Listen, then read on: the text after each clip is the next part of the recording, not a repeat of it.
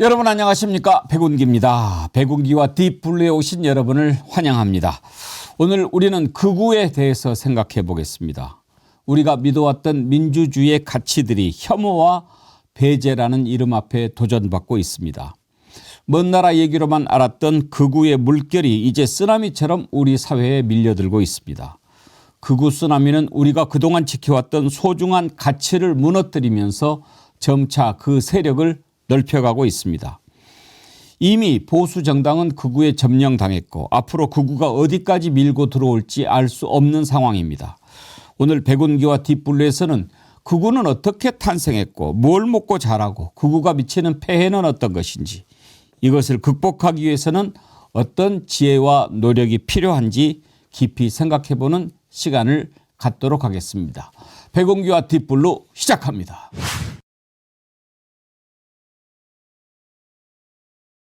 오늘 하루 종일 정어리TV 함께하고 계신 분들도 꽤 계시죠. 백운기의 정치 1번지 끝나고 또 오늘 마지막 방송 보내드렸는데 이슈 1번지 하고 또 백운기와 딥블루까지 3관왕 하신 분은 이름 올려주세요. 제가 특별히 선물 보내드리도록 하겠습니다.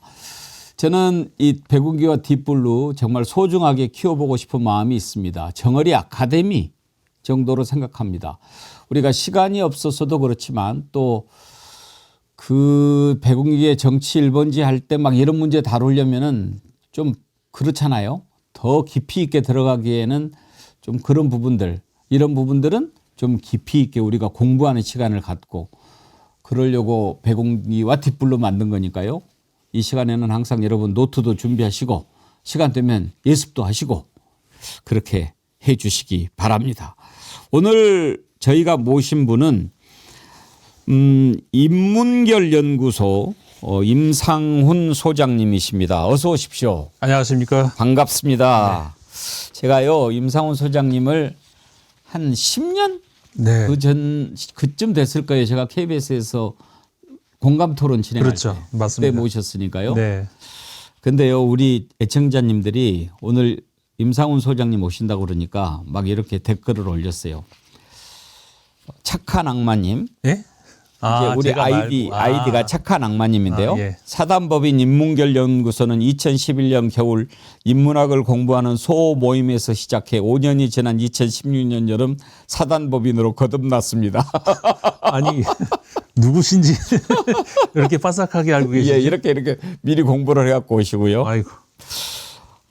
이은주님은 인문결은 인간의 모든 사고나 행동 양식 이런 것들도 전부 과학적인 분석을 통해서는 그 결을 볼 수 있다는 그런 의미라 합니다. 와, 아 진짜 미리 공부를 하고 오신 분들인가요? 그렇죠. 어이구. 정말 저는 우리 애청자님들이 자랑스럽습니다. 전 진짜 지금 깜짝 놀랐습니다. 제가 오시면 인문연구소가 아니고 예. 인문결연구소잖아요. 예.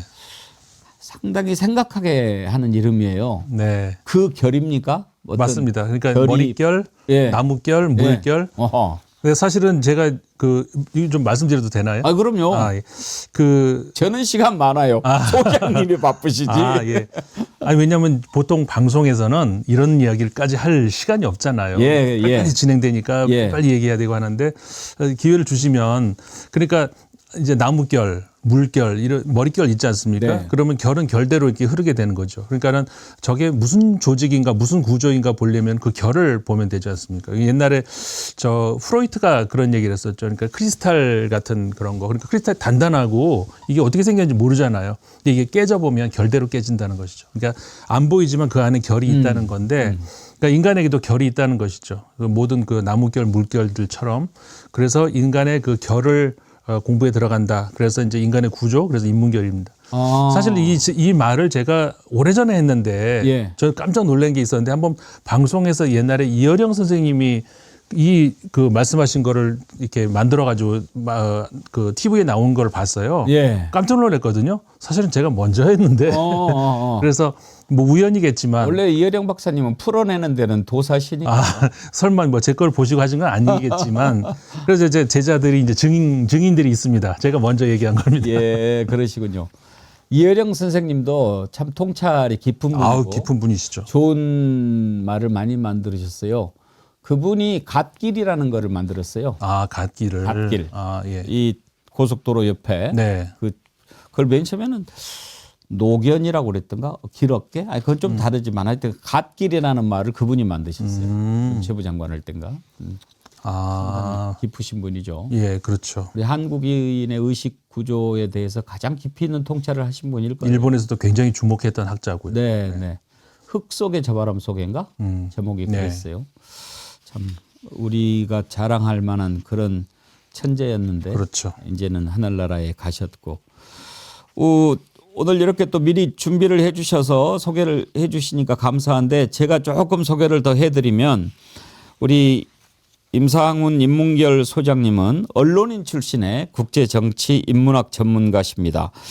프랑스 파리에서 외신 기자 특파원으로 활동하셨는데 10년 전에 제가 KBS에서 만나 뵀을 때도 그때는 거기에 계셨죠. 르몽드 디플로마티크. 네, 르몽드 디플로마티크의 한국판. 한국판. 한국판에 10년 전이면 제가 편집장을 하다가 편집위원을 하다 그랬는데 그때는 제가 뭘 했을 때인지는 잘 모르겠습니다만 예. 한국판에 이제 편집장과 편집위원을 했었습니다. 그러면 원래 공부를 프랑스에서 하셨습니까? 네, 네. 아, 그러셨군요. 네.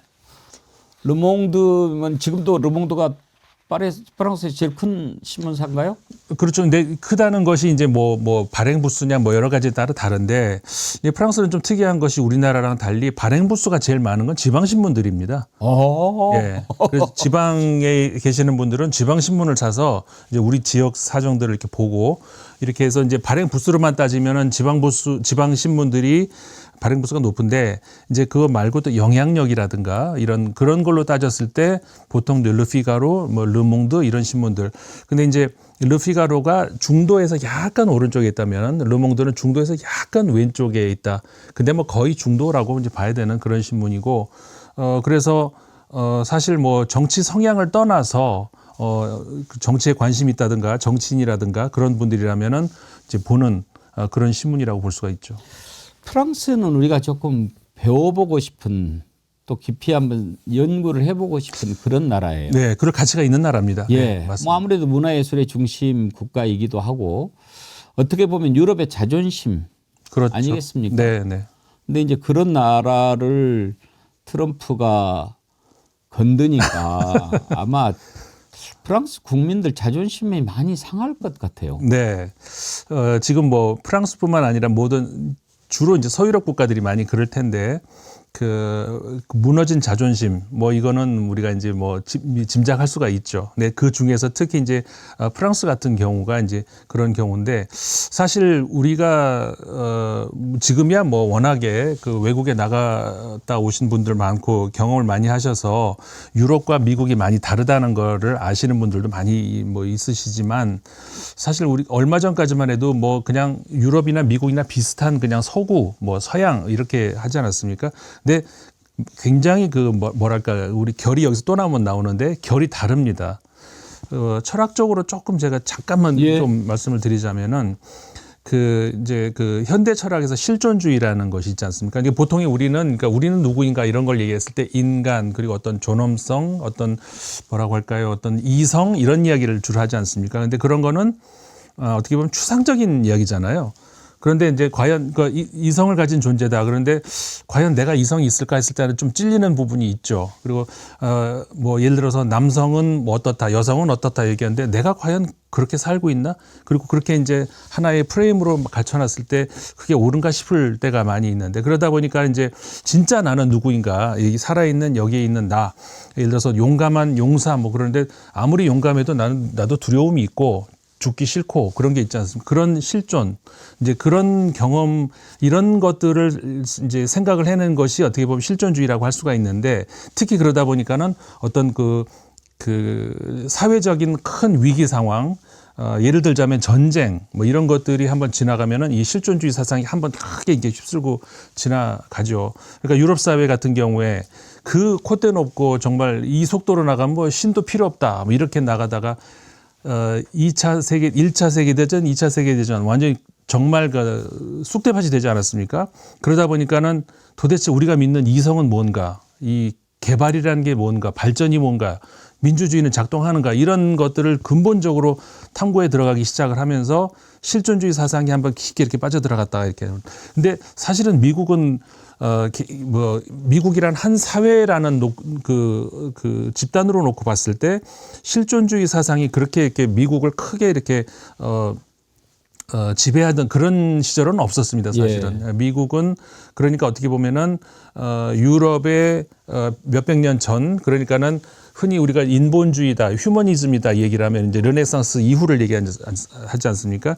다시 말해서 신에 의존하기보다는 인간이 스스로 생각을 해보자, 이성을 다시 생각을 하고 이렇게 하는 그 시기가 지금 미국이 여전히 그 시기에 있다는 것이죠. 그러니까는 그런 인본주의적 경험, 그다음에 실존주의적 경험, 이런 경험들을 유럽이 쭉 거쳤다면 미국 같은 경우에는 그런 경험들이 이제 없다는 것이죠. 그러다 보니까는 더 근본주의적인 그런 생각이 미국 사람들이 가지고 있는 것들이 예. 많이 있고, 유럽 같은 경우에는 그런 근본주의적인 그런 생각에서 좀 한 번 더 걸렀다가 나오는, 그러다 보니까는 생각 자체가 굉장히 많이 다릅니다. 그러니까는 지금의 이제 미국의 트럼프 정부 같은 경우 이제 그런 어떤 근본주의적인 생각들을 이렇게 얘기를 했을 때, 물론 유럽에도 이제 있지만 다수의 유럽인들 같은 경우에는 뭐라고 이렇게 표현해도 되는지 모르겠는데, 유치하다, 아직까지도 유치죠. 예, 저렇게 생각밖에 근데 못하나. 근본주의도 아닌 것 같아요. 그러니까 근본주의라고 하면 우리가 되게 이제 뭐 탈레반 막 이런 거 떠올리지 네, 않습니까? 그건 나름대로 어떤 신념이나 가치 체계가 있는 건데, 그렇죠. 트럼프 하는 거 보면 그냥 장사치죠. 맞습니다. 장사치죠. 무슨 뭐 철학도 없고 가치도 예, 없고. 예. 그런 사람이 이렇게 이제 마치 그 돈 좀 있다고 꺼들대는 네. 그런 사람을 보는 느낌. 그러니까 유럽에서 봤을 때 얼마나 천박하고 네. 그러겠습니까? 오늘 이렇게 소장님 뵈서 너무나 반갑고 좋은데, 우리가 이제 그 정어리 TV에서 11시에 정치 1번지를 하고 네. 또 제가 이제 이런 시간을 만들었는데, 오늘 이렇게 뵈서 너무나 반가운데 앞으로도 시간을 좀 주시면 우리 애청자님들한테 이렇게 인문학 그 강좌하는 시간을 좀 많이 가졌으면 좋겠어요. 저는 이게 정어리 아카데미가 됐으면 좋겠는데, 오늘도 이제 우리가 극우에 대해서 생각해 보겠지만 결국은 이 얘기의 끝에 제가 예상컨대 어떻게 이 극우를 막아내고 이겨내야 되느냐 하는 데는 기본적으로 인문학적인 소양과 통찰이 있어야 되지 않겠습니까? 네, 맞습니다. 그런 점에서 인문학 무장이 네. 우리 정어리원들한테 필요한데, 네. 앞으로 좀 시간을 자주 내주십시오. 제가 시간이 가용하는 한은 얼마든지 뭐 영광입니다. 감사합니다. 네. 그럼 이제 오늘은 극우에 대해서 네. 좀 여쭤보고 싶은데, 제가 최근에 사실 우리 소장님이 쓰신 칼럼을 보고 오늘 한번 모셔야 되겠다 했는데, 오마이뉴스에 그걸 기고하셨어요. 지금 한국이 위험한 이유, 극우 세력 쿠데타 음모 남의 일 아니다. 전체적으로 쭉 제가 한 3번 읽어봤는데 어려웠어요. 예. 그래서 오늘 설명도 좀 듣고 싶고요. 먼저 그러면 소장님, 우리가 극우가 뭔가를 좀 정의를 한번 해봤으면 좋겠습니다. 왜냐하면 얼른 그냥 가볍게 생각하기에 극우니까 이거는 완전 오른쪽. 그러니까 되게 좌우, 극좌, 극우 뭐 이렇게 우리가 그냥 나누잖아요. 네. 그러면은 오른쪽에 맨 그냥 끝이 극우인가? 그렇게 볼 수 있는 건가? 근데 꼭 그것만은 또 아닌 것 같고, 그래서 소장님은 극우를 어떻게 정의하십니까? 이제 첫 질문이 굉장히 이제 무거운 질문입니다. 왜냐하면 이 안에 모든 게 다 들어있는 것 같아서. 그렇죠. 그래서 이제 결국은 이 첫 질문 주신 이것이 결국은 전체를 이렇게 연결하면서 하나씩 풀어나가야 될 것 같은데, 일단은 극자가 들어가지 않습니까? 예. 극단적이다. 그다음에 우라는 거는 뭐 많은 분들이 아시겠습니다만, 이제 프랑스 혁명 이후에 그 왕을 중심으로 해가지고 오른쪽에 앉고 왼쪽에 하고 이거에 따라서 이제 좌파다 우파다 이렇게 나오지 않았습니까? 그게 좌우의 예. 기원입니까? 예, 맞습니다. 아, 그렇군요. 예, 좀 더 극단적으로 이렇게 급진적으로 예, 이렇게 가면은 그 사람들이 왼쪽에 앉았고, 아. 그다음에 좀 더 이렇게 천천히 완만하게 가자라고 하는 사람들이 오른쪽에 앉다 보니까 그래서 오른쪽, 왼쪽 그러니까는 우파 좌파 레프트 라이트가 그게 기원이군요. 예, 맞습니다. 이제 그렇게 오면서 이제 좌익이다, 우익이다, 날개 익자 달아서 그렇게 하면서 붙여져 온 이름인데, 그러니까는 학문적으로만 보면, 그러니까 우리가 이제 일단 첫 번째 구별을 해야 되는 것은 학문적인 구별이냐, 아니면 그 학문적인 것이 실제 어떤 특정 지역, 특정 시기에 이렇게 나왔을 때 그 나오는 현상으로서 이건 좀 구별을 해야 된다는 것이죠. 일단 학문적인 진보와 보수를 이야기를 하자면은, 그러니까는 사회는 어차피 흐르지 않습니까? 그걸 어떻게 세울 수는 없는 것이고, 흐르는 사회 안에서 이 리듬이 그대로 안정적이고 좋다라고 한다 그러면 이게 이제 온건하다는 것이죠. 이게 이제 보통 우파다, 이제 보수다 이렇게 얘기를 한다면은, 이거 답답해서 안 되겠다. 조금 더 빨리 가야지 이게 되겠냐라고 해서 조금 더 미래지향적으로 앞으로 나간다라고 생각했을 때 그것이 이제 보통 진보다. 예. 그래서 보수 진보가 이렇게 나눠진다고 하면은 여기서 현재를 인정을 하되 조금 더 리듬을 빨리 하자가 아니라, 이 현재 이것은 이제 못 쓸 시대다. 이거는 완전히 개조해서 정말 우리가 이성적으로 바람직한 그 미래를 향해서 완전히 우리가 이제 그 혁명적으로 개조를 해야 된다라고 하면 극좌가 되겠죠. 그런데 이제 반대로 쉽게 얘기해서 과거 참 좋았는데 참, 그러니까 지금 구체적으로 예를 들자면은 아까 이제 우리 프랑스 얘기 잠깐 했습니다만, 프랑스를 포함을 해서 서유럽 같은 경우 독일도 그렇고 이탈리아도 그렇고 사실 60, 70년대 좋았거든요. 그 당시 사람들은 전쟁이 끝나고 미국의 원조를 통해서 이제 갑자기 이제 급성장을 하던 그런 시기였고, 그리고 이제 인권 문제, 그리고 이제 그 경제적 성장도 이루고 모든 면에서 더 이상 바랄 게 없다라는 그런 시기였고, 문화적으로도 그랬고요. 그래서 우리가 흔히 아는 유럽의 문화, 예를 들어서 샹송이나 이런 것들이 다 그 당시 거 우리가 많이 듣지 않습니까? 그 시기가 이제 지나면서 80년대, 90년대 지나면서는 이제 그 많은 위기가 오고 결국 여기까지 왔는데, 그러니까는 그 상황에서 그때를 동경하는 것이죠.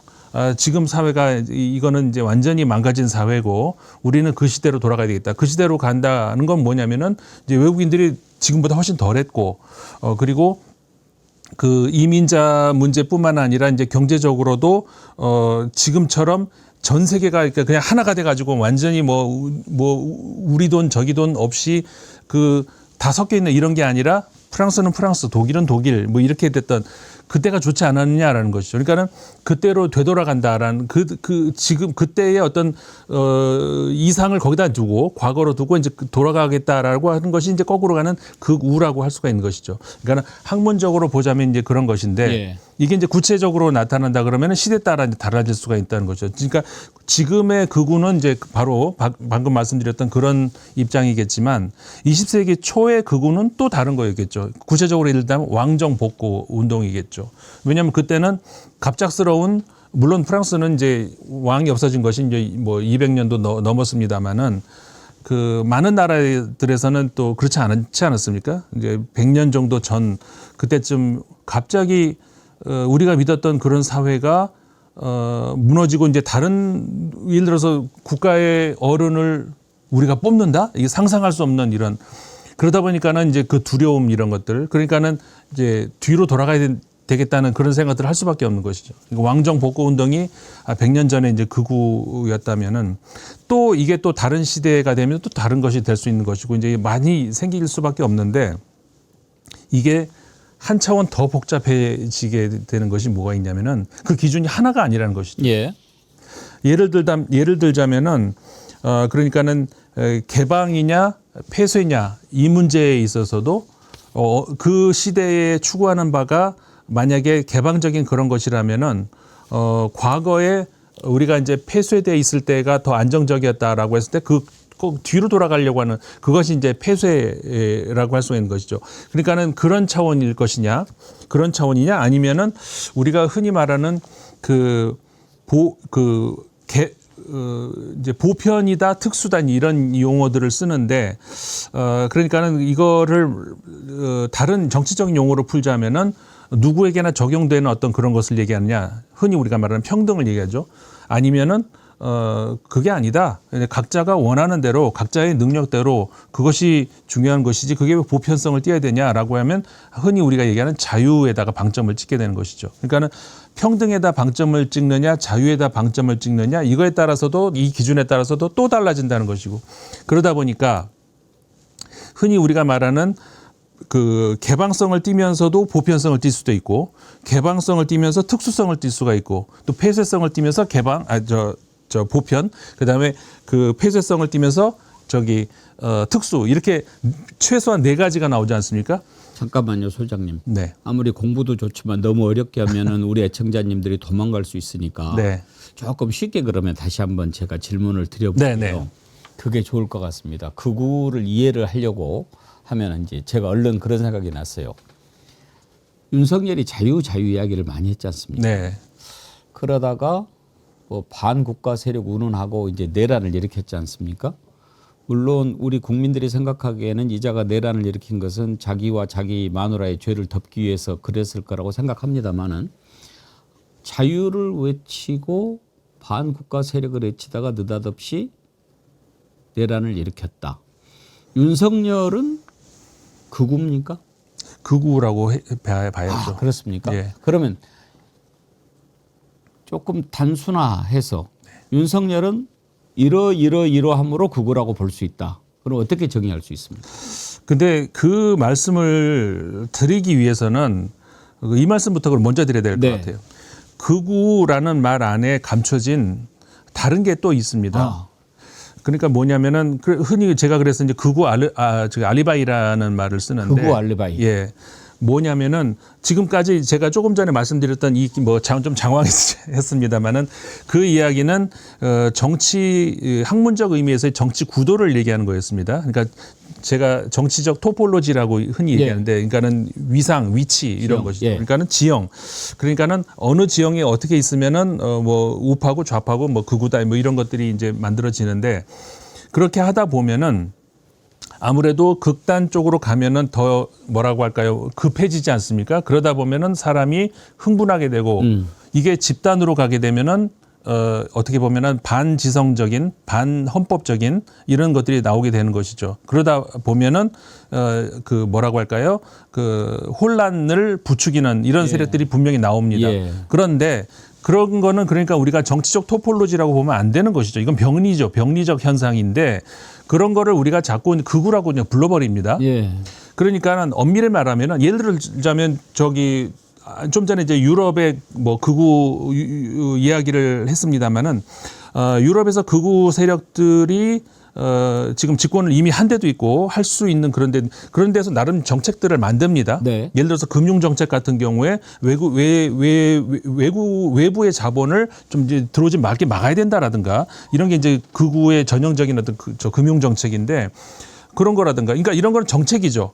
그러면은 이런 것들은 우리가 찬반 뭐 토론도 할 수 있고 논쟁도 할 수 있고 반박이 가능하고 뭐 이러지 않습니까? 그런데 법원을 때려부신다든가 이런 거를 우리가 논쟁을 할 수가 있는 문제입니까? 그런 건 아니라는 것이죠. 그러니까는 우리가 이제 극우다 아니다 이런 정치적 토폴로지 속에서의 이야기는 우리가 얼마든지 이 사회 안에서 수용이 가능한데 거기 그 극우 알리바이 그러니까는 그 뒤에 숨어서 폭력을 행사하는 사람들을 흔히 우리가 언론에서 극우의 극우라고 그렇게 프레임을 씌워버리면은 우리가 처벌할 방법이 없다는 것이죠. 예. 예. 그러니까는 이미 우리는 그 극우라는 그 말 안에서 그 둘을 분명히 구별을 해야 된다는 것이고 그런 차원에서 조금 전에 이제 윤석열 같은 경우에 이야기를 하셨습니다마는 그 폭력을 방조하고 그 사주하고 그리고 뭐 우리나라만 있는 게 아니고 트럼프 대통령도 사실 그런 혐의가 있었고 그런 실제로 이제 판결도 나오지 않았습니까? 네. 그런데 다 이제 풀어줘 버렸는데 이제 그런 것들 한마디로 말해서 그런 그 범죄 행위를 그냥 방조한다 이런 것을 그냥 극우라는 그 프레임 안으로 넣어놓으면은 안 된다는 것이 그게 이제 먼저 전제가 돼야 되는 예. 것인데 다만 현재 우리가 사용하고 있는 그런 그 극우라는 그 네이밍 그 안에서 놓고 보자면은 극우 맞다 이제 이렇게 말씀을 드릴 수밖에 없다는 것이죠. 그러면 혹시 극우라고 하는 집단 또는 세력이 법 테두리 안에서 있는 것과 네. 그걸 파괴하려고 하는 것과 그 안에도 극우도 분파가 있습니까? 분파라기보다는 그러니까는 뭐라고 해야 될까요? 분명 유럽을 예를 들자면 유럽에 예를 들어서 지금 프랑스 같은 경우 국민연합 이 정당 같은 경우에는 사실상 지금 집권에 굉장히 많이 가까워져 있습니다. 예, 다음번 대선을 치르게 되면 27년인데 집권할 수도 있는 극우가. 예. 그렇게 돼 있습니다. 근데 지금 대통령 후보로 나올 가능성이 높은 사람은 아주 좀 30대의 젊은 남자인데 그 얼마 전까지만 해도 마린 르펜이라고 하는 여성 정치인이었습니다. 근데 그 사람의 아버지가 만든 정당 장마리 르펜이라고 하는 그 사람이 만든 정당인데 장마리 르펜 당시까지만 하더라도 사실은 그 프랑스의 국민전선 당시에는 국민전선이었는데 이름이 굉장히 그 폭력적이고 어떻게 보면은 그 반사회적이고 그런 행동들을 많이 취했습니다. 그러다 보니까는 프랑스 내부에서도 이 정당을 우리가 용인을 해야 되나 이걸 금지해야 되나 이제 그런 논의들이 많이 있었거든요. 근데 이제 대세가 금지할 수는 없는 것 아니냐. 이것들도 저 국민들의 목소리인데라는 그래서 이제 놔뒀는데 이게 집권으로 이제 굉장히 지금 많이 접근하고 있습니다. 그러다 보니까는 자연스럽게 이 사람들이 많이 좀 온건해진 건 있습니다. 그러니까는 자기들이 진짜 집권을 하게 될 것 같거든요. 그러다 보니까 실제로 그 정치 프로그램을 만들고 집권 그 플랜을 만들고 이렇게 된다는 것이죠. 그런 테두리 안에서의 어떤 그 극우라고 한다 그러면은 그거는 그 어떻게 보면은 그 헌법 안에서 토론이 가능하다는 그런 차원이 되는 그렇죠. 것이죠. 지금 말씀 들어보면은 그쪽 프랑스 극우 정당의 집권 가능성을 보이는 극우와 지금 우리가 걱정하는 극우는 조금 결이 다른 것 다르죠. 같습니다. 맞습니다. 예, 지금 우리가 걱정하는 극우 또 그냥 우리가 단순히 생각하는 극우는 기존의 질서고 뭐고 상관없이 그냥 뭐 이렇게 하는 것이 극우 아닌가 네. 그런 느낌이 있거든요. 네, 네. 그래서 윤석열이 과연 극우인가 극우라면 왜 극우인가라고 여쭤본 건데 그래서 제가 이제 아까 말씀드렸던 것이 그거거든요. 그러니까 사실은 지금 우리가 사용하고 있는 용어로 놓고 보면 극우 맞습니다라고 예. 전제를 앞에 두지 예. 않았습니까? 그게 무슨 말씀이냐면은 제가 만약에 윤석열은 극우가 아닙니다 얘기하면은 그것도 무슨 소리냐 이제 이렇게 네, 들어올 수 네, 있어서 네. 그 전제가 그렇다는 것인데 사실은 그러니까 제가 궁극적으로 드리고 싶은 말씀은 극우라고 볼 수는 없는 것이죠. 그러니까 이 범죄적인 병리적인 그런 어떤 처벌의 대상인 것이지 이거는 어떻게 토론의 대상이 아니라는 그런 차원에서 극우가 아니다라고 말을 할 수가 있지만 그렇지만 우리가 현재 사용하고 있는 그런 용어 체계에서는 뭐 극우라고 봐야 될 수밖에 없죠.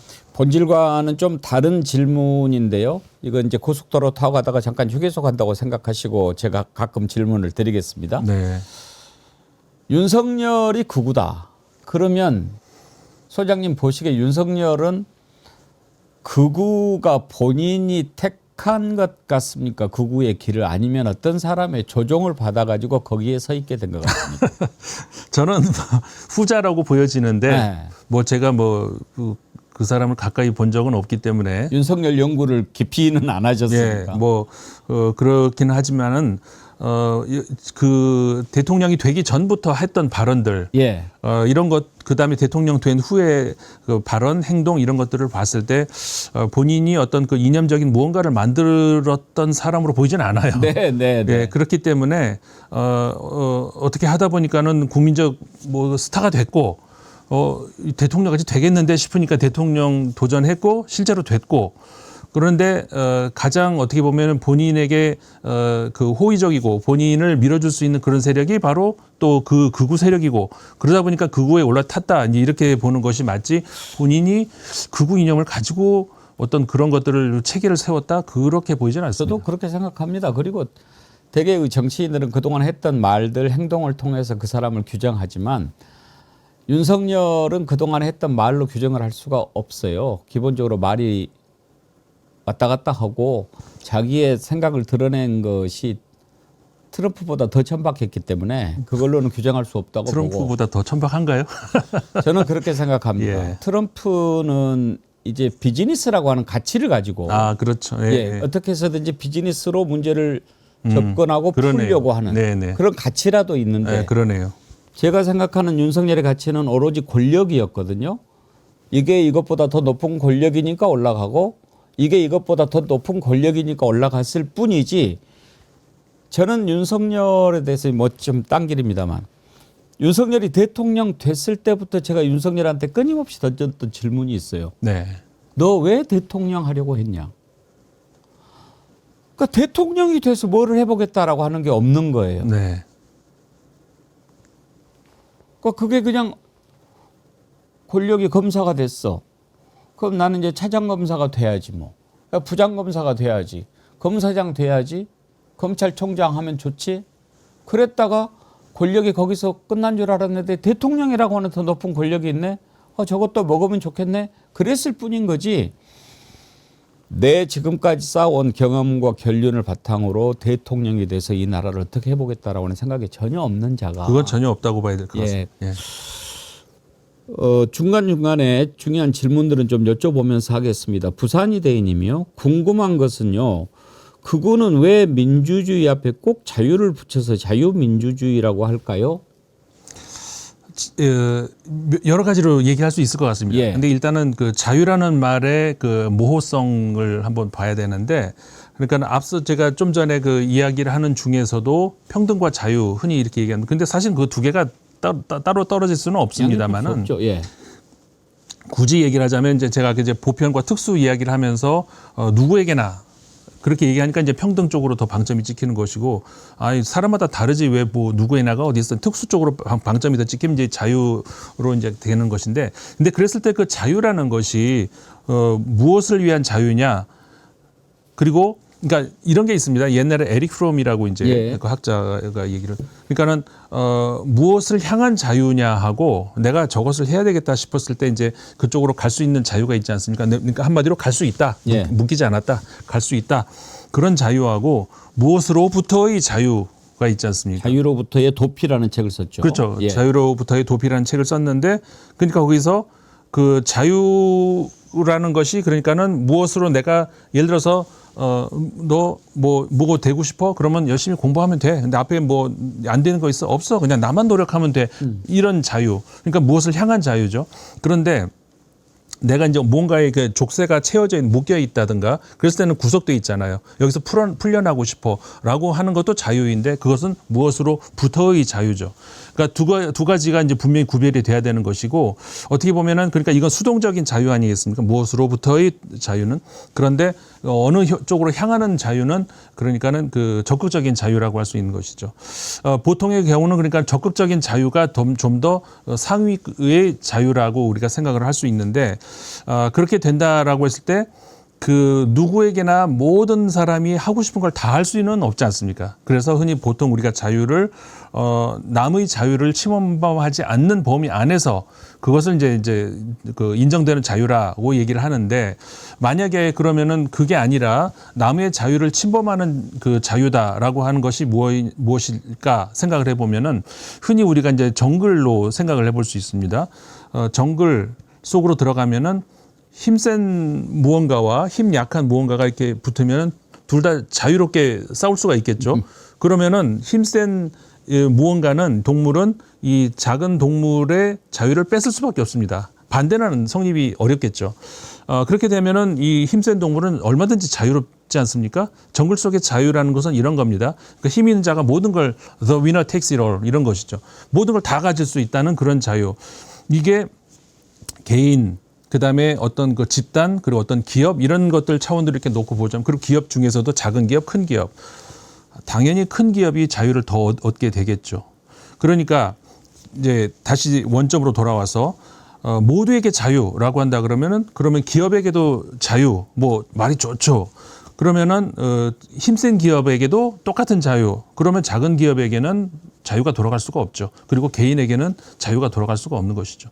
그러니까는 자유라는 말을 그냥 쓰는 데 있어서 우리가 그러니까 기업들에게도 왜 자유를 뺐냐? 자유롭게 그 사업을 하도록 뭐 경영을 하도록 해야 된다. 말은 멋있는데 사실은 그렇게 했을 때 그 그 우리가 말하는 보편, 그러니까 평등에 어긋나는 그런 사회로 갈 수밖에 없다는 것이죠. 그러니까는 몸집이 작은 사람들 살 수가 없는 그런 사회를 만들 수밖에 없다는 거죠. 그러니까 자유라는 말을 썼을 때 우리가 흔히 이제 나오는 오류가 바로 그렇다는 것입니다. 자유민주주의라고 했을 때 흔히 이 사람들이 생각하는 자유는 바로 그 힘센 사람들을 자유를 주자는 예. 왜 막느냐 하게 놔둬야지라는 그런 의미에서 자유이기 때문에 꼭 우리나라뿐만이 아니라 전 세계 다른 나라도 다 봐도 흔히 그런 그 극우적 생각을 가진 사람들이 그러니까 신자유주의도 어떻게 보면 이제 극우라고 할 수가 있는 것인데 그런 사람들이 흔히 생각하는 가장 내세울 수 있는 말이 바로 자유라는 것이죠. 윤석열로 인해서 왜곡된 언어들 그리고 표현들 이런 부분들은 인문학의 또 다른 소재가 아니겠습니까? 네. 그건 나중에 한번 또 다뤄보기로 네, 하십시다. 사실 자유라고 말은 외쳤지만 가장 자유롭지 못한 환경을 만들기 위해서 그렇게 말을 비틀었고 우리가 당장 기억하는 게 전두환이가 제일 많이 썼던 게 정의사회군이었거든요. 예. 왜 그자들은 그렇게 언어를 가지고 유의를 하는가? 이건 나중에 한번 생각해 보기로 네. 하고 다시 이제 본론으로 돌아와서요. 그러면 이제 그 역사나 이런 것을 다 따져서 극우가 어떻게 한다는 것은 이 시간 안에 다 할 수는 어렵고요. 네. 지금 소장님이 진단하시기에 분명히 극우라고 하는 스트림이 엄청나게 있죠. 네. 그렇죠. 이게 주류가 될 수도 있을 정도입니까? 사실은 원론적으로 얘기를 하자면 그들이 주류가 되면 더 이상 극이 아니겠죠. 그렇겠죠. 예. 네, 그런 사회가 안 오길 바라기 뿐이지만은 예. 그런 사회가 정상이 되고 모든 사람들이 그리고 적어도 최소한 그 과반 이상이 그런 생각을 한다. 그러면 그거는 더 이상 극단이 아니고 극우라고 부르질 않겠죠. 자, 그러면 이제 조금씩 잘라서 갈게요. 극우는 어떻게 해서 만들어진 겁니까? 구체적인 극우를 말씀하시죠. 극우라고 하는 것의 탄생 어떤 토양이라고 그럴까요? 네. 어떤 상황들이 극우를 만듭니까? 초반에 제가 말씀드렸던 것 중에서 예. 그런 거 있었습니다. 그러니까 사회가 흐르는데 시간이 흐르는데 그것을 시간의 리듬 속에서 안정을 취하자는 그런 세력과 달리 과거로 돌리자는 것, 그러니까 시간을 거꾸로 돌린다는 거 아니겠습니까? 그렇게 하는 것이 결국 극우다라는 그런 말씀을 드렸었는데, 그러니까 그렇게 되는 이유가 뭘까요? 그런 생각이 자꾸 이렇게 커지는 이유가 뭘까라고 하면은 현 상황이 뭔가가 불안정하다, 뭔가 불안하다, 이제 그런 데서 나오는 것이라는 것이죠. 그러니까 옛날이 좋았다, 과거가 좋았다. 그러니까 우리가 이제 정상적인 생각을 하는 보통의 사람들 같은 경우에도 그런 생각을 많이 하잖아요. 아, 옛날이 참 좋았는데 뭐 이런 얘기. 그런데 이제 그게 그거는 어떤 뭐라 할까요? 노스탈지 그런 차원에서 그냥 하고 말면 되는데 예. 진짜로 그때의 과거의 어떤 그런 것들을 이미 지나가고 없는데 그런 어떤 이상 모델로 삼아가지고 진짜로 거꾸로 돌리려고 한다든가 그것이 그러니까는 현실에 대한 불안감. 우리 아까 에릭 프롬 이야기도 했었습니다만은 자유로부터의 도피라는 게 결국 뭡니까? 자유가 나를 너무 불안하게 만든다든가 그렇게 됐을 때 차라리 자유를 반납하고 싶은 거 그러면서 그냥 나는 그 과거에 그냥 그 종속적인 무언가의 존재였을 때 그때로 돌아가고 싶은 이런 것이죠. 그렇게 그러니까 그거는 뭐냐면은 나에게 많은 자유가 주어지는 이 상황이 너무 불안하다는 것이죠. 지금은 수십 년의 그 시간이 과거의 수백 년 시간보다 더 빨리 흐르지 않습니까? 그러다 보니까 나에게 주어지는 자유가 너무나도 많습니다.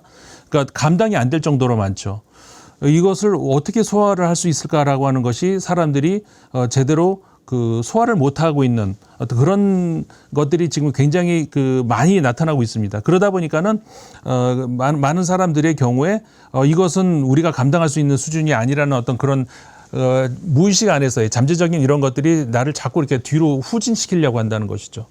그렇기 때문에 특히 20세기 후반에 들어서면서부터 그러니까는 지금까지 믿어왔었던 그런 질서 이런 것들이 많이 허물어지는 그런 상황들을 보면서 그 질서가 허물어지는 이유는 갑작스러운 그 기술의 발전이 될 수도 있는 것이고 그 다음에 우리가 2차 세계대전까지 2차 세계대전이 끝난 다음에는 그 좌우 양극이 이렇게 그 팽팽하게 맞서고 있었지 않습니까? 이게 한쪽으로 무너지면서 지금까지 믿어왔던 그런 어떤 그 철학 구도가 완전히 이제 깨져버리는 이렇게 되면서 미국 일극 체제가 되는 것이 우리는 뭐 이상 사회를 가는 마치 누구의 말처럼 후쿠야마의 말처럼 이제 그 종말이 왔다 이렇게 생각을 했는데 이것이 이제 사람들을 불안하게 만든다는 것이죠. 그렇게 되면서 세계가 하나가 된다는 것 이런 것에 대한 불안감 이 모든 것들이 결국은 그냥 과거 시대가 좋았다라고 하는 그러니까 이 극우의 토양이라는 것은 현실에 대한 그 감당할 수 없을 정도의 불안감 여기서 결국 온다는 것이죠. 소장님께서 철학적인 사유를 통해서 극우를 설명을 해주시니까 마치 극우가 어떻게 뭐 나름대로 뭘 또 성찰도 하고 꼭 그런 집단인 것처럼 자칫 우리가 그런 오해를 할 수도 있겠다. 근데 지금 우리가 극우 하는데 사실 극우라고 하는 것을 우리가 역사적으로 이미 경험한 바가 있지 않습니까? 그렇죠. 예. 대표적인 게 1930년대 나치라든지 그런 파시즘은 극우의 발현 아닌가요? 맞습니다. 그러면 그 극우는 역사적으로 이건 용납할 수 없는 이념 체계라고 하는 것을 우리가 확인하지 않았습니까? 인간이 참 믿기 어려울 만큼 잘 잊습니다. 그리고 믿기 어려울 만큼 남의 일과 나의 일과 이런 것들을 객관적으로 놓고 보는 것을 잘 못합니다. 예. 이게 나에게 주어지면 그러니까 역사책에서 보는 나치, 역사책에서 보는 파시즘 많이 있었지 않습니까? 역사책에서 보는 또 뭐 어떤 뭐 이런 것들. 근데 그런 것들은 한마디로 그 역사 속에 있는 그리고 그냥 그 객관화 시켜서 볼 수 있는 이런 것들. 근데 이게 나의 문제로 들어왔을 때 그리고 나의 어떤 그 역사 그리고 나의 실존 안으로 들어올 때 이것을 우리는 이 객관화 시키는데 굉장히 어려움을 겪습니다. 그러니까 어떻게 보면은 아까 우리 인문학 이야기도 했습니다만은 그 훈련이 어떻게 보면 인문학 훈련인데 예. 나를 객관화시킬 수도 있는 어떤 이런 것들. 근데 그게 그냥 일상을 살다 보면은 잘 안 된다는 거죠. 너무 쉽게 잘 잊고 자기 객관화를 잘 못한다는 것. 이것이 그냥 바쁜 생활에서 흐름 속에서 이렇게 살다 보면은 역사 속에서는 다 맞다고 수긍하고 다 합니다. 근데 이게 나의 문제로 들어오면 일단 그렇게 되면은 나는 똑같이 그런 생각을 또 하게 된다는 겁니다. 그래서 역사를 공부하고 맞습니다. 인문학을 공부하고 그렇게 하는 것 아니겠습니까? 그렇게 이미 역사적으로 우리가 파시즘이나 나치들이 했던 것을 보고 극우는 정말 이렇게 위험하구나 알았는데 또 다시 이렇게 극우가 준동을 하려고 있고 우리나라도 이제는 먼 나라 얘기로만 알았는데 이런 질문 드려도 괜찮을까요? 지금 국힘당, 국민의힘 같은 경우에 아까 이제 윤석열은 좀 이야기가 쉬우셨겠지만 우리가 걱정하는 게 저 극우정당화되고 있다 이렇게 많이 얘기하잖아요. 예. 그렇게 볼 수 있습니까? 그렇죠. 그러니까 사실은 이건 나라의 불행입니다. 어떻게 보면 굉장히 저도 걱정이 많이 되는 게 예. 좌우의 날개로 나는 것이 건강한 사회 아닙니까? 그러니까는 그 우익이 정말 강력한 어떤 무기를 장착하고 있고 그 무기라는 것이 그러니까는 정책이라든가 이런 거 말씀 진짜 무기 말고 그렇게 했을 때 서로 간에 긴장을 하고 또 그 진보 진영에서도 또 거기에 대응할 수 있는 어떤 그 정책 이런 것들을 개발하고 그렇게 되는데 지금은 정책을 개발을 하나 안 하나 그냥 지지를 할 수가 없으니까 저쪽을 지지할 수 없으니까 이렇게 지지를 받는 그런 것들도 그런 측면도 있다는 것이죠. 그러니까 그런 장면에서는 이게 나라의 불행이라고 할 수가 있는 것인데 분명 그 진보적 사고를 가진 사람 중에서 굉장히 훌륭한 분이 많이 있을 겁니다. 그런데 그런 분들이 목소리를 낼 수가 없는 현실이잖아요.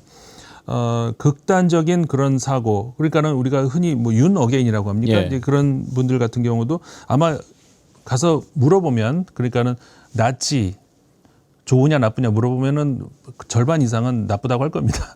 그러니까 아까 말씀드린 것처럼 그 자기 객관화를 못 시킨다는 것이죠. 자기가 어떤 길로 가고 있다는 걸, 자기들이 믿는 신념이 뭐가 유사해지고 있다는 걸 모른다는 것이죠. 그러니까 그런 사람들이 이제 그 점점 주류로 이렇게 그 들어오기 시작을 하면서 이 온건한 생각을 가지고 있는 어떤 그런 보수 세력들이 설 자리가 없어지는 거예요. 예. 그렇게 되면 결국 그 현상이 지금 바로 우리가 보고 있는 그 한국의 진보, 이제 더 이상 진보가 아닌 것이죠. 이제. 예. 뭐 많은 정치인들도 표현하셨습니다만 진보 자리가 지금 집이 비었지 않습니까? 이 집 빈집털이 뭐 해야 될 수도 있을 정도로 그런 상황에서 집을 버리고 나간 극우 세력만 지금 남아 있는 그런 그 한국의 그 진보 그 보수 세력이 이 한국으로 우리 사회 전체로 놓고 보자면 굉장한 불행이라고 할 수밖에 없는 것이죠. 그러면 혹시 극우를 판단할 수 있는 기준이나 어떤 그 잣대 같은 게 있습니까? 왜냐하면 이게 극우인가 아닌가 헷갈릴 때도 있고 그러는데, 예를 들어서 이제 기독교 같은 경우에는 사입이냐 아니냐 네. 이거를 가르는 기준이 있지 않습니까? 교리 같은 것이 교리가 있으니까. 뭐 예를 들어서 구원의 체계가 딱 하나로 정해져 있는데 여기에도 구원이 있고 여기에도 구원이 있다라고 하는 것은 이제 사이비로 네. 규정하지 않습니다. 네. 그러면 극우는 예를 들어서 어떤 것이 극우다, 그것을 그자들이 하는 행태를 통해서 판단하고 분류할 수 있는 기준이나 이런 게 있습니까? 네, 일단 그 아까 말씀드렸던 그 헌법 체계 안에서의 우리가 극우하고 그다음에 그걸 벗어나는 극우를 구별을 해야 되는데, 예. 현재 지금 우리가 대화 중에 있는 이 극우는 헌법을 벗어난, 그러니까는 병리적 현상으로서의 극우를 말씀하신다는 그 전제 하에서 그러면 답이 이제 바로 나온다는 것이죠. 그러니까 어떤 그 상하탑 속에서의 극우 말고 예. 진짜 그 우리가 보고 있는 길거리에서 보고 있는 이 극우, 이거를 이제 우리가 이야기를 한다 그러면은 그 헌법적 가치, 우리가 이제 아까 이제 기독교라든가 어떤 종교를 얘기했을 때 교리를 얘기할 수 있는 것처럼 헌법적 가치 안에서 대화를 하느냐 아니면 헌법적 가치 자체를 무력화시키려고 하느냐, 거기서부터 첫 번째 기준이 될 수 있다고 생각을 해요. 그러니까 우리가 이제 폭력적 사태 같은 것들, 이런 것들을 보면은 분명 그런 행위를 하는 사람들도 소신이 있을 수도 있을 겁니다. 자신들은 그것이 맞다고 분명히 믿을 수도 있을 거예요. 뭐 이건 잘못된 행동이지만 그냥 할래, 뭐 그런 사람도 있겠지만은 그렇지 않은 사람들만 있을 겁니다. 근데 그거는 분명한 그 헌법적 가치에서는 벗어난다는 것이죠. 그러니까 그것을 우리가 그 사람들이 뭐 나름 뭐 불복종 권리다 뭐 이렇게 뭐 논리를 개발하고 있습니다만은 그거는 불복종하고는 거리가 있는 것이죠. 그러니까 헌법적, 일단 첫 번째 기준은 헌법적 기준 안에서, 가치 안에서 그 어떤 테두리 안에서 그 논쟁을 할 수 있는 그런 대상이냐 아니냐, 이게 첫 번째 기준이 될 수 있을 것 같습니다. 근데 왜 극우들은 한결같이 배제, 혐오 이런 쪽으로 가는 겁니까?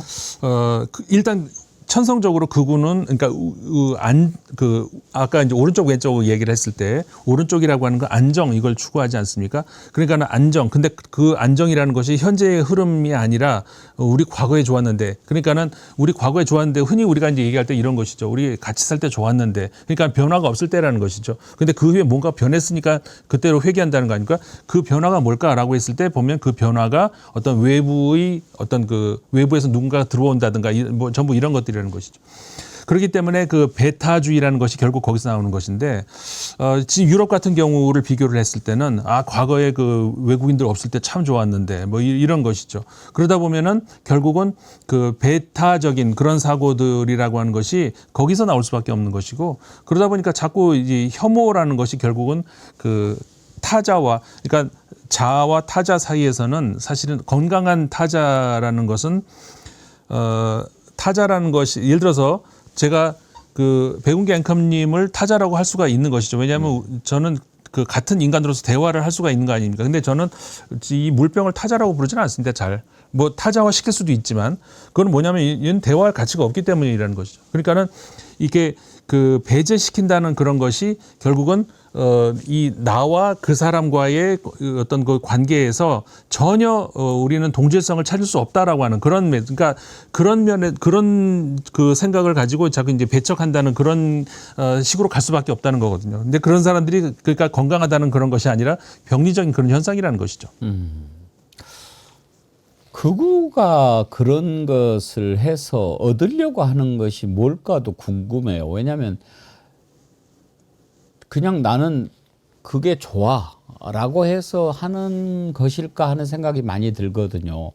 예를 들면 지금 이제 극우는 정당도 있고 매체도 있고 또 뭐 다른 활동을 하는 사람도 있지만 우리가 얼른 떠올랐을 때 친일 행각을 벌이는 사람들, 특히 최근에 우리가 확인한 역사를 막 왜곡하면서 5.18도 그렇고 위안부 문제도 그렇고 막 우리가 확실하게 알고 있는 것까지도 비틀어서 사실이 아니라고 주장하면서 극우 활동을 하는 자들이 있지 않습니까? 이 자들은 그냥 정말 가치체계 신념 때문에 그러는 건지 아니면 뭘 다른 걸 노리고 얻으려고 하는 것인지 궁금할 때가 있거든요. 사실 우리가 이제 현실 세계에서 극우라고 지칭하는 그런 사람들을 어떤 그 분석의 대상으로 왔을 때는 분석이 안 될 때가 굉장히 많습니다. 예. 왜냐하면은 지금 말씀하신 것처럼 무슨 생각인지를 모를 때가 본인들도 그렇거든요. 근데 이런 문제가 왜 생기냐면 제가 아까 말씀드렸던 극우 알리바이라는 겁니다. 왜냐하면 극우 뒤에 숨는다는 것이죠. 극우라는 어떤 그 정치 토폴로지가 있지 않습니까? 그 뒤에 그러니까 이들이 가장 쉽게 숨을 수 있는 그 방패막이가 바로 극우라는 겁니다. 그러니까 그 뒤에 숨어버리는 거죠. 그렇게 해버리니까는 그럼 도대체 극우가 뭐냐라고 했을 때 도대체 알 수 없는 그런 것들이 많이 나옵니다. 이제 그런 것들이 바로 이제 우리 아까 이제 윤석열이 극우인가 얘기했을 때 예. 현실적으로는 극우 뒤에 숨어 있으니까 극우 맞죠. 그렇지만 그 사람이 진짜 극우적 어떤 그 이념을 가지고 있을까? 그건 저는 확실치가 않다는 겁니다. 그러니까는 그 정치적 알리바이 뒤에 숨어 있는 그 많은 어떤 그 병리적인 행태들 이런 것들을 우리가 왜 저 사람들은 극우의 프레임을 쓰고 저런 행동을 할까? 그거는 사실 설명 불가능합니다. 단지 그들이 그 알리바이를 행사하고 있다는 것뿐이죠. 그렇겠습니다. 사실 윤석열 같은 경우에는 극우에 올라탔다고 표현하셨는데 극우에 올라탔는지 극우에 포획됐는지 그건 잘 모르겠어요. 그럴 수도 있겠네요. 예. 이제 언젠가는 윤석열에 대한 분석도 나오겠죠. 그래야 되겠죠. 예. 어떻게 보면 국가적 불행을 야기한 인물이기 때문에 그냥 이상한 뭐 사람이다라고 넘길 수는 없는 거죠. 저는 아마 윤석열에 대한 분석을 언젠가 누가 하게 된다면 대체로 우리가 역사적인 인물을 분석할 때 그 사람이 나라에 어떤 영향을 미쳤는지 이걸 중심으로 분석을 많이 하는데 윤석열을 분석할 때는 도대체 어떤 토양이 어떤 분위기가 이런 괴물을 만들어냈는가에 초점을 맞춘 연구가 더 많을 것 같아요. 네. 이해가 안 되는 게 너무 많으니까요. 그렇습니다. 이제 사실은 윤핵인도 지금 이제 극우라고 봐야 안 되겠습니까? 네. 그 사람들이 노리는 거는 뭘까요? 결국 말 그대로 윤 어게인 아니겠습니까? 예.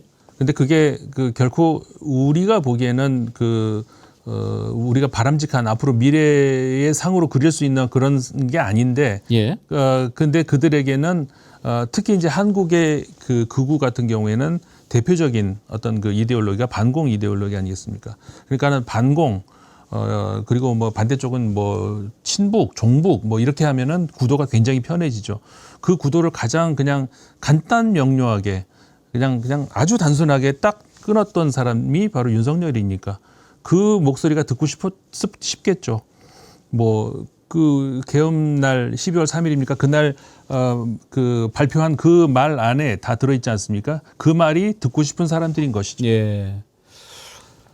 지금 드리는 질문은 어쩌면 오늘 가장 중요한 핵심 질문일 수도 있겠습니다. 그러면 합리적 보수와 극우의 경계가 무너질 때 민주주의는 어떤 위협을 맞게 됩니까?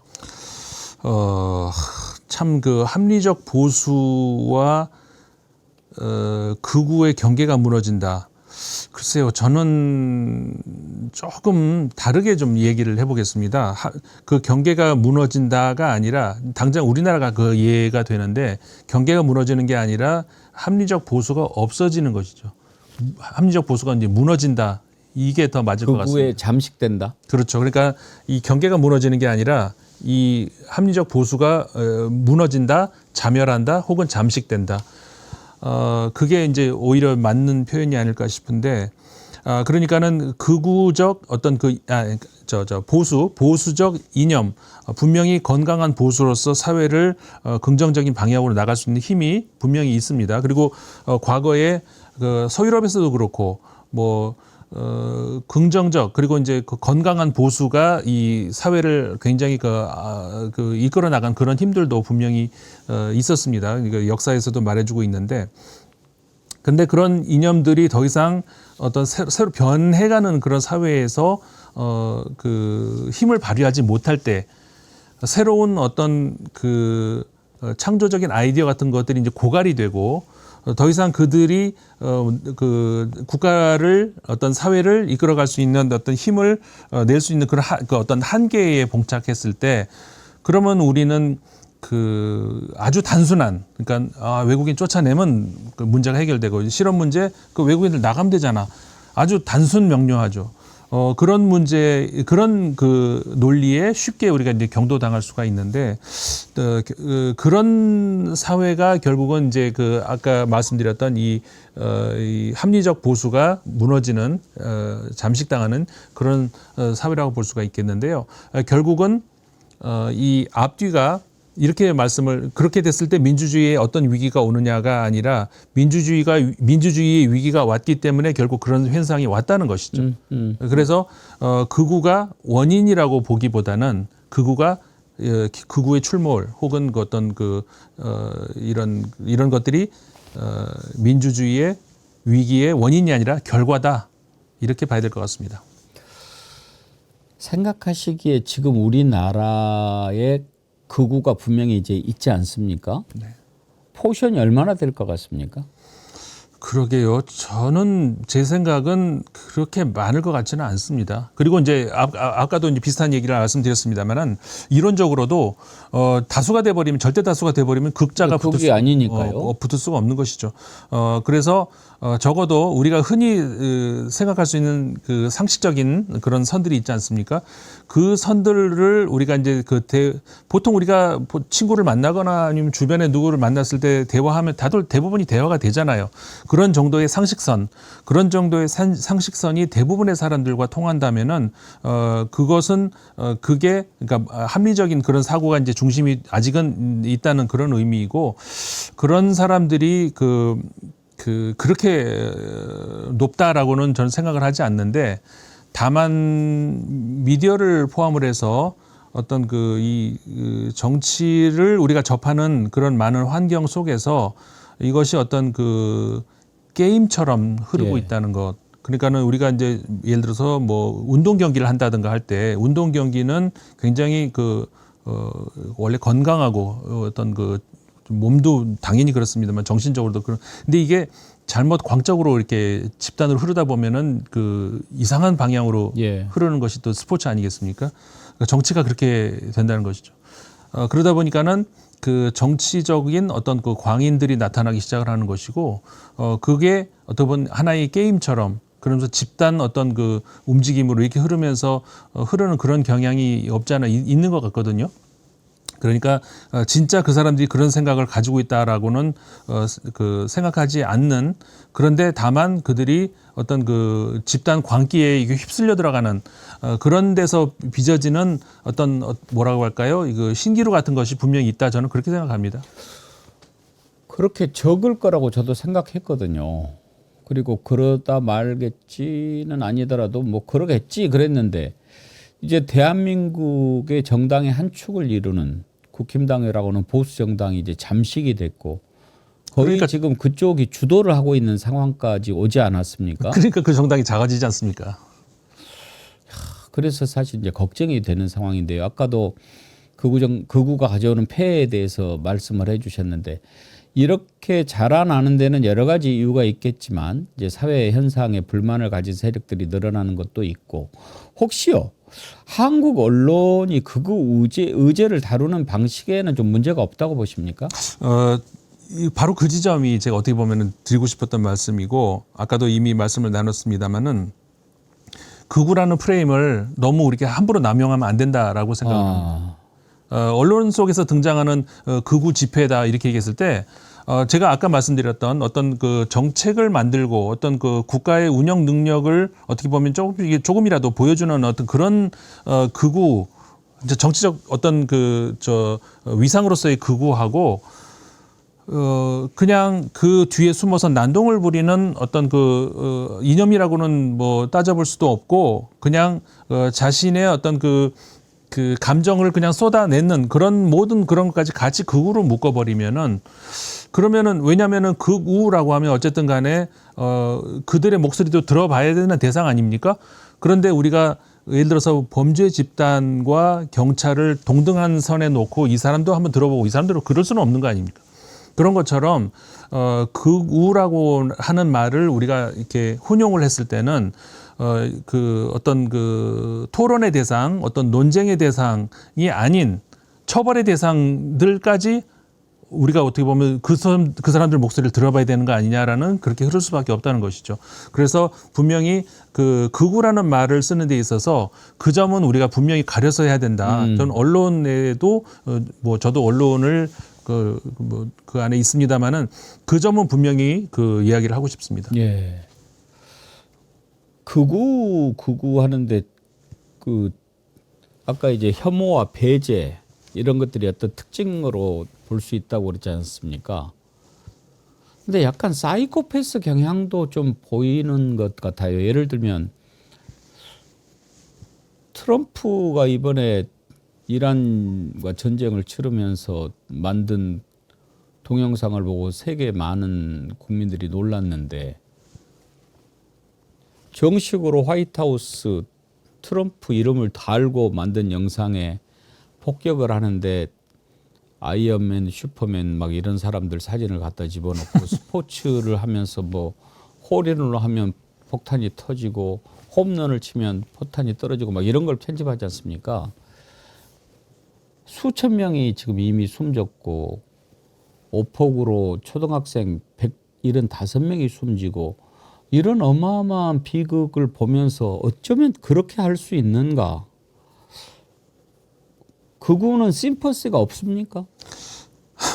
제가 그래서 아까 말씀드렸던 극우라는 말과 그런 병리적 현상들을 같이 묶지 말자는 그런 말씀을 드린 겁니다. 그러면 극우라고 부르지 않는 게 좋습니까? 그 사람들은 저는 정치적인 어떤 위상을 부여할 수도 없다라고 생각을 하고 있습니다.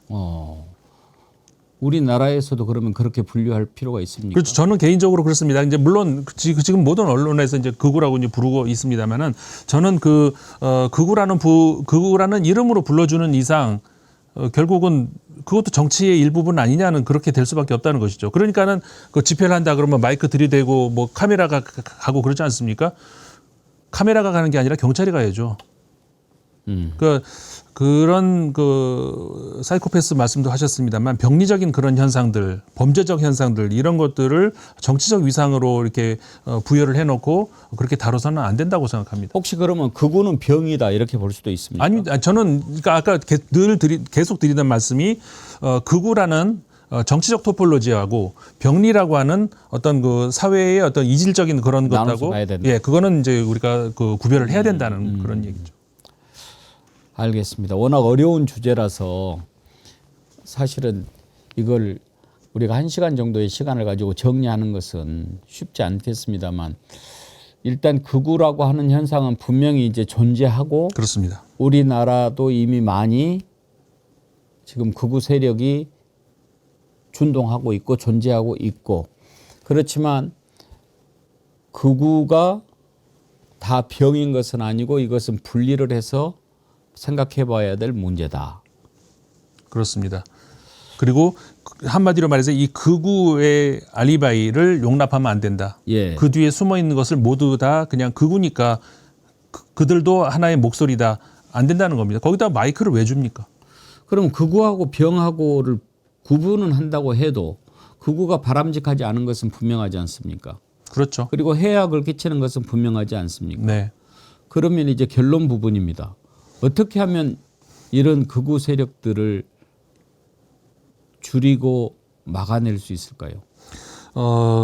이런 어떤 우리가 이제 병리적 현상이다라고 이야기를 했을 때 그거를 고칠 수 있는 것이 뭐 예를 들어서 이제 의학에서도 보더라도 여러 가지 있지 않겠습니까? 외과적 수술도 있을 수 있고 어떤 약물에 의한 뭐 치료도 있을 수 있고 그렇게 되는데 보통 이제 사회가 어지간한 어떤 위기 상황이 아닌 이상은 외과적 수술은 굉장히 위험하다고 할 수가 있는 것이죠. 그러니까는 그만큼 도려낸다. 이거는 굉장히 위험한 그런 발상일 수밖에 없고 그렇게 할 수밖에 없는 상황이라면은 뭐 해야 되겠지만 그거는 어지간해서 생각하면 안 되는 그런 발상인데 그렇기 때문에 꾸준한 면역력 우리가 의학적으로 얘기를 한다면 그러니까 사회로 따졌을 때도 면역력이라는 것이죠. 그러니까는 저도 아까 그래서 말씀드리지 않습니까? 그런 정치적 위상으로서의 극우와 병리적 현상으로서의 어떤 극우를 구별을 하자라고 하는 것. 그러니까 이런 분별력. 그러니까 저는 오늘 한 가지를 말씀드렸습니다만은 그거 말고도 이제 많이 있겠죠. 그런 분별력.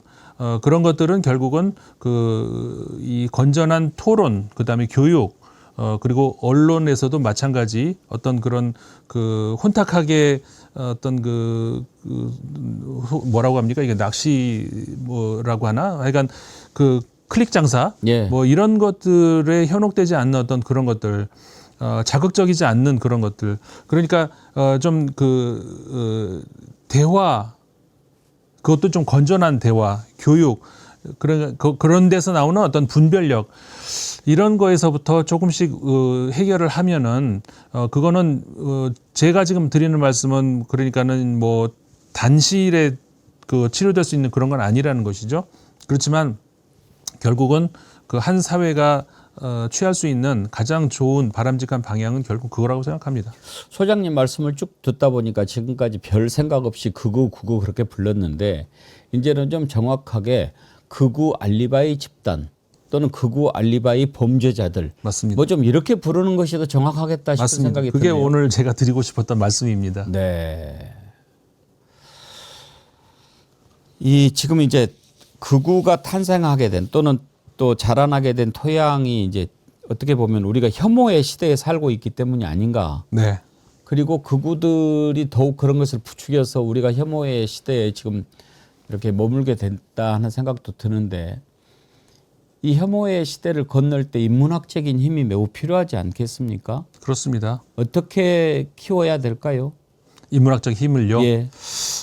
인문학이라고 하는 것은 저는 어떤 이런 비유를 많이 듭니다. 열매가 아닙니다. 이거는. 그러니까는 먹으면 맛있고 달콤하고 이런 게 아니고 토양이거든요. 그러니까 먹을 수도 없고 그냥 밟고 지나다니는 것입니다. 그런데 사실 아무것도 아닌 것처럼 보이지만 결국 그 토양에서 이제 나무가 되는 거고 나무에서 열매가 되는 거 아니겠습니까? 결국은 그것은 예를 들어서 인문학을 전공해야 된다. 그럴 필요까지는 없습니다. 근데 누구나가 인문학을 할 필요는 있다는 것이죠.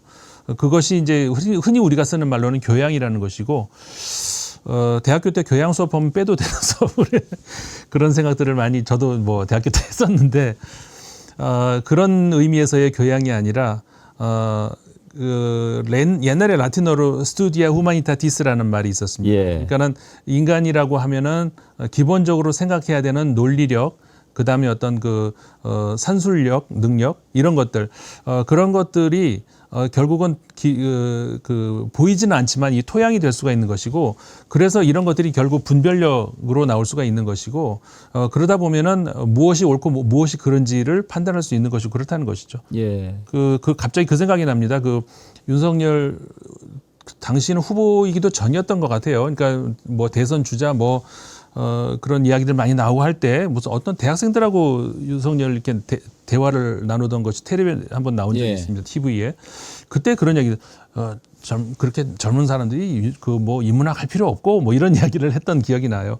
그러니까 그런 발상이 결국은 나라의 이런 비극을 만든 거죠. 인문학이라고 하는 소주 이름이나 뭐 생각하고 그랬겠죠. 어떻게 보면 근데 그런 거는 좀 이렇게 보이는 것 같아요. 우리가 그냥 느낌이라고 그럴까요? 인문학적 소양이 있는 정치인인가 아닌가. 좀 그런 건 좀 어떻게 왜 그렇게 쉽게 드러나는가 궁금해요. 맞습니다. 보이죠. 보이잖아요. 대화에서도 보이고. 예. 충분히 그런 것들은 우리가 이제 그 구별을 할 수가 있는데, 그래서 그런 인문학적 가치 이런 것들이 얼마나 이제 그 중요시 되는가에 따라서 그러다 보면 이제 정치인들을 우리가 이제 이 판별을 할 때도 네. 굉장한 도움이 되는데, 뭐 불행히도 뭐 전 대통령이었다는 사람이 그런 거 할 필요 없고라는 그런 시대에 살았기 때문에 예. 어쨌든 간에 그 절반 이상이었나요? 그 정확하게 이제 수치는 기억 안 나는데 대통령 시켰지 않습니까? 그런 시대에 살았기 때문에 결국은 뭐 그런 비극이 나왔던 거죠. 정말 그 혐오의 시대에 우리가 이렇게 살고 있는데 인문학적인 소양을 좀 키우는 그런 노력을 많이 해야 될 것 같고 또 타자에 대한 공감을 우리가 또 회복을 해야 되지 않겠습니까? 그것도 어떻게 훈련이 좀 필요합니까?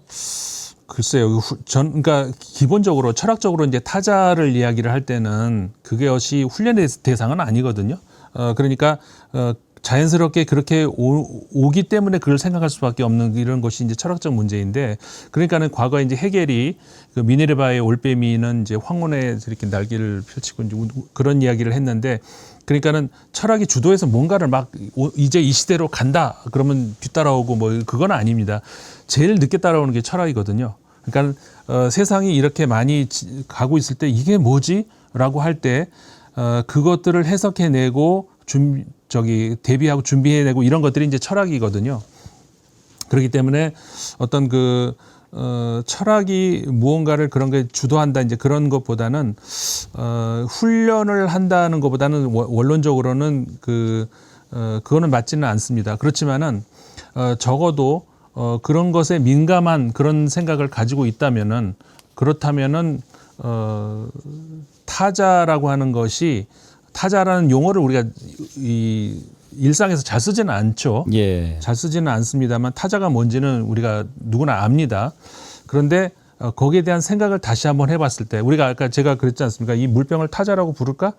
이런 거는 우리가 일상에서 잘 안 씁니다. 이런 말은. 그런 말을 안 하죠. 그렇지만 한번 생각을 해보는 필요는 있습니다. 물병을 내가 타자라고는 예를 들어서 사람을 타자라고는 하는데 물병이라고는 얘를 타자라고는 잘 안 한다. 근데 왜 그럴까? 근데 얘를 타자라고 부를 수 있지 않는가? 만약에 그런다면 뭘까? 이런 생각들, 이런 것들은 혼자 얼마든지 생각할 수 있는 것들이거든요. 그러니까는 그 잠시 시간을 멈춰두고 하나의 우리가 마치 시인들이 이게 거시적인 그런 것들만 이렇게 보다가 그냥 뭐 하나 그냥 풀 하나 그거 가지고 뭐 온 세계를 만들어내지 않습니까? 그런 것처럼 여행을 가더라도 야 에펠탑 멋있다, 야 무슨 뭐 달이다 그런 것도 좋지만 그냥 돌담 하나 안에서 돌장 하나 그걸 보고서도 몇 시간을 볼 수가 있거든요. 예. 그런 경험 있으실 거예요 아마. 혼자 있는 시간이 많은 사람들 특히 이제 그 박정훈 장군 있지 않습니까? 네. 박정훈 대령. 네네. 지금은 대령이 아니죠. 장군이 되셨죠. 그렇죠. 그분이 최근에 그런 이야기 하더라고요. 한 1년 넘게 조그만 공간에서 벽만 바라보고 예. 있었는데 나중에는 벽하고 대화를 했다고. 네. 아마 그러니까 막 흐르는 시간 속에서 잠시 멈춰놓고 너무나도 당연해 보이는 것들을 다시 한번 이렇게 돌아보는 것이죠. 사실은 많은 경우 분별력은 거기서부터 나옵니다. 예. 흐르는 대로 따라가는 거 아니고 잠시 시간을 멈춰놓고 질문을 다시 던져보는 거. 당연해 보이는 것을 질문을 다시 던져봤을 때 그러다 보면은 사람은 본능적으로 그러면 남들은 어떻게 생각했을까를 찾게 될 수밖에 없습니다. 예를 들어서 내가 물병을 타자라고 부르나? 그러진 않는데 근데 그렇게 볼 수도 있지 않을까라고 했을 때는 본능적으로 그 다른 사람들은 어떻게 생각을 할까? 그럼 다른 과거의 어떤 뭐라 할까 선인들은 그 현자들은 어떻게 생각했을까? 갈 수밖에 없습니다. 사람마다 개인차는 있는 것 같아요. 이제 제가 생각하기에 윤석열은 아마 검사된 이후에 거의 유일하게 맨정신으로 혼자 있는 시간을 갖고 있는 것 같은데 지금까지 아마 살면서 혼자 있었던 시간이라고는 술에 취해서 잠자는 시간에는 없었을 것 같아요. 혼자 있기 매우 힘들어하는 사람인 것 같아요. 근데 지금도 국민 앞에 사과하지 않는 것 보면 혼자 있는 시간이 길다고 해서 분별심이 생기고 옳고 그름을 빨리 깨닫고 그러지는 않는 것 같아요. 더 필요한 거죠. 더 해야죠. 네. 그래서 무기가 필요한 거죠. 그렇게 되네요. 예. 오늘 사실은 소장님하고 얘기를 나누다 보니까 1시간이 훌쩍 지나가 버렸는데 저는 이제 좀 더 깊이 들어갈 수도 있을 것 같아서 유럽 극우 정당의 추세도 좀 찾아보고 유럽 의회 같은 경우에 엄청 늘어났더라고요. 네. 그리고 막 주요 국가별 사례도 제가 준비를 해봤는데 이것까지는 오늘 못 다뤘습니다. 나중에 한번 기회가 되면 더 들여다보겠습니다만 특히 유럽이 좀 다른 나라에 비해서 더 극우로 갑니까 지금? 그러니까 성향이 다른 것 같아요. 유럽에서 주로 등장하는 그런 극우 성향과 남미에서 주로 등장하는 그리고 한국에서 등장하는 이게 성향이 다 다른 것 같고 그러다 보니까는 유럽에서 잘 흔히 볼 수 없는 그런 현상들이 나타나기 때문에 유럽이 더 극우가 발흥하는 것 같다 이렇게 보일 수는 있는데 예. 성격이 좀 다른 것 같고 그러니까 유럽 같은 경우에는 특히 그러니까 굳이 따지자면은 아까 제가 말씀드렸던 그 60, 70년대의 어떤 그 정말 좋았던 시기 그 시기에 어떤 그 초점을 맞춰놓고 많은 것들을 그쪽으로 되돌리려고 하는 그런 성향의 이제 극우들이 있는 것 같은데 예. 예를 들어서 남미나 한국이 60, 70년대를 이상적 사회로 보지는 않지 않습니까? 예. 그렇기 때문에 이제 그 모델이 전부 다른 것이죠.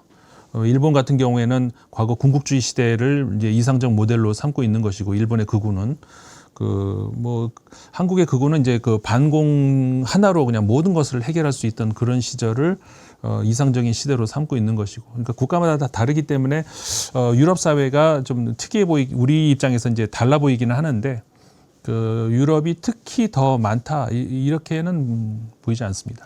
그러니까 극우가 좀 특이한 것 같아요. 대체로 뭔가 태동했을 때 대체적인 게 저기는 너무 가난해서 그런 게 생겨났어. 저기는 너무 저기에서 생겨났어. 이래 가지고들 되게 태동하잖아요. 네. 그런데 남미 또 미국, 유럽, 아시아 할 것 없이 이렇게 극우들이 막 이렇게 나오는 거 보면 뭔가 좀 큰 흐름일까 그런 생각이 들어요. 분명 그 21세기의 그 큰 흐름은 예. 있어 보입니다. 그 큰 흐름이라는 것이 그러니까 가장 대표적인 것은 저는 아까 기술로 꼽았는데 예. 엄청난 기술의 어떤 의한 사회 변화 이런 걸로 인해 가지고 그 불안감 그리고 그 기술의 발전이라는 것은 결국은 그 실업까지 연결이 되지 않습니까? 그렇기 때문에 그런 어떤 불안감 이런 것들이 결국은 전 세계적으로 이제 공통되는 그런 현상이죠. 그게 결국은 앞서 말씀드렸던 그 불안한 현실이 더 나았을 것 같은 그런 기억에 있는 과거로 되돌리고 싶어 한다. 그런 것이죠. 저는 오늘 말씀하신 중에 그 부분에서 딱 이런 생각이 들었어요. 정글 얘기하셨지 않습니까? 네. 그야말로 적자 생존 야국 강식 어떻게 보면 각자 도생의 정글 세상이 그렇게 각자 도생으로 가다 보니 더 정글의 법칙이 지배하게 되고 그러면서 극우가 더 확산하게 된 건 아닌가 네. 그런 생각이 들더라고요. 그래서 이제 그 문제도 사람들이 오해하는 게 하나 있습니다.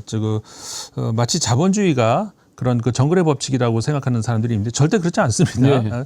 그리고 이제 물론 자본주의라는 것이 또 이제 여러 버전이 있겠습니다만은 흔히 우리가 생각하는 일반적인 의미에서의 자본주의는 분명 규칙이 있고 그 규칙 안에서 약자 보호도 있고 공정한 사회 그리고 어떤 그 공평 그런 안에서의 자유 이런 것들이 보장이 된 것이 자본주의인 것이지 적자 생존 각자 알아서 이렇게 강한 자가 다 잡아먹는 그걸 자본주의라고 우리가 부르지는 않습니다.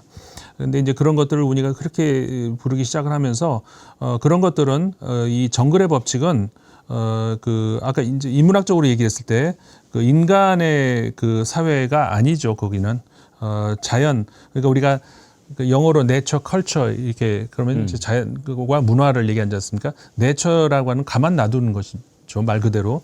culture는 가꾼다는 겁니다. 예. agriculture처럼. 그러니까는 인간이 손을 댄다는 것이죠. 아까 인문결처럼 뭔가를 손을 대서 변화를 시킨다는 것입니다. 인간의 문화의 가장 핵심은 그거거든요. 인간은 손을 댄다는 것. 가만 놔두는 게 아닙니다. 그건 동물들이 하는 것이죠. 그러니까 정글의 법칙이 마치 그 인간의 어떻게 보면 가장 뭐랄까 그 원초적인 본성이다라고 생각하는 분들이 많은데 그렇지 않습니다. 그거는 인간의 원초적인 본성이 아니라 동물의 본성이죠. 인간의 가장 기본 바닥은 컬처, 다시 말해서 손을 댄다, 예. 건드린다 여기에 있습니다. 아, 컬처가 cultivate nature 이런 뜻인가 보군요.